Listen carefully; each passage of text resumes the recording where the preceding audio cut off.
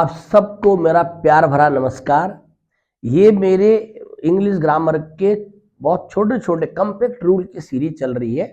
तो आज मैं इसी सीरीज में आपको एक रूल और बता रहा हूं। देखिए, ये है rule related to participle. Participle means ING form of main verb.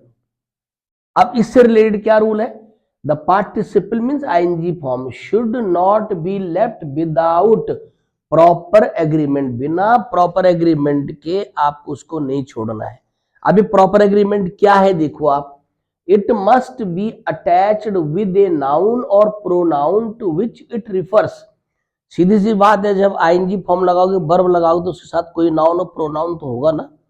तो वो नाउन और प्रोनाउन जिसके लिए वो आईएनजी फॉर्म आ रही है उसके साथ अटैच होना जरूरी है। Specially when the different subjects are there. अगर एक ही सेंटेंस में दो क्लॉजेज हैं तो उसमें डिफरेंट डिफरेंट अगर सब्जेक्ट हैं तो जिसके लिए वो आईएनजी फॉर्म आ रही है उस सब्जेक्ट का जिक्र होना जरूरी है उसमें। ये बात ध्यान रखने की है। अब देखो, इससे एग्जाम्पल से पता लगेगा।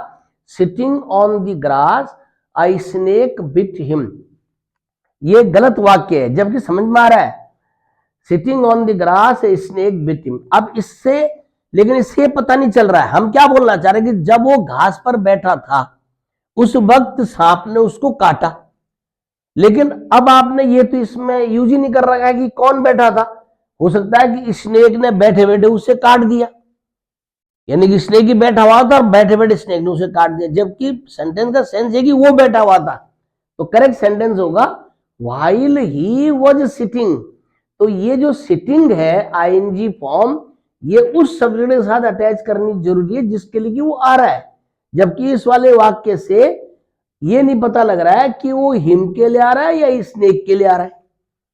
अब देखो, while he was sitting on the grass a snake bit him. Now this is correct sentence. अगला देखिए, being a very hot day, बहुत गर्म दिन होने की वजह से आई रिमेन्ड इंडोर्स, मतलब मैं घर से बाहर नहीं निकला। ऐसे तो सही लग रहा सेंटेंस है, लेकिन एग्जाम में क्या करेंगे वो इट हटा देंगे, क्योंकि हॉट डे के साथ जो सब्जेक्ट यूज होता है, नाउन या प्रोनाउन यूज होता है, वो इट होता है। तो हमें बीइंग से पहले क्या लगाना? It. It being a very hot day I remained indoors, ये करेक्ट सेंटेंस है। और एग्जाम में क्या करेंगे वो इट हटा देते हैं और ये सेंटेंस दे देंगे। बताओ सेंटेंस में गलती निकालो। अगर रूल पता नहीं होगा ना तो आप इट लगा नहीं सकते वहां पे।